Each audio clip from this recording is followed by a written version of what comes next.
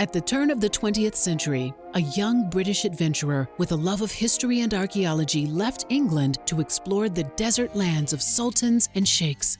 For nearly 2 decades, Gertrude Bell traveled thousands of miles across Persia, Turkey, and Arabia by horse and camel, visiting great cities and discovering, mapping, and excavating ancient ruins deep in the harsh desert. She became so intimately familiar with the Arab world, its geography and leaders, that the British government asked for her assistance in shaping the borders of what is now modern Iraq after the end of World War I.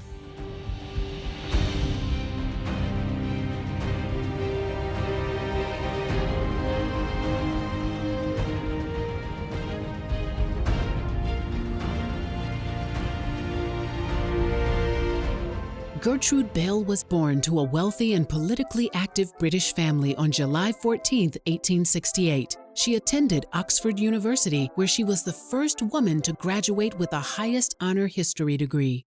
To pursue her love of archaeology, Bell decided to forego a life of luxury and privilege in England. She chose to live an itinerant and dangerous life, a life of travel and adventure that was almost exclusively reserved for men of that era. Bell's long-term fascination was the ancient ruins buried throughout the Arabian desert.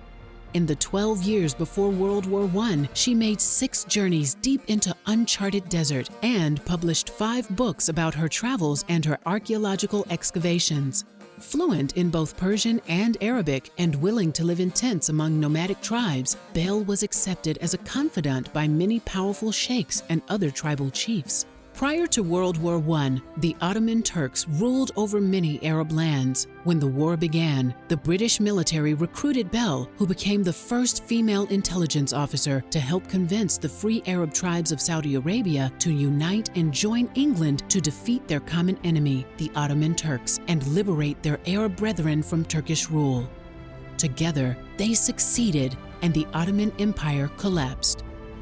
After the war, the British government temporarily took control of the former Ottoman Empire provinces inhabited by Arabs.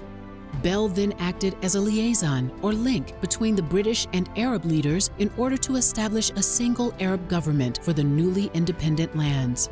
She worked closely with British officials like Winston Churchill, as well as powerful sheikhs like Ibn Saud, the King of Saudi Arabia. In 1920, with consent from England and the most powerful Arab tribes, Bell drew the borders of the new nation. She called it Iraq. Bell recommended installing an Arab noble, Faisal I, as Iraq's first king. Until her death in 1926, Bell closely advised King Faisal in his attempt to develop a stable government in the newly formed nation.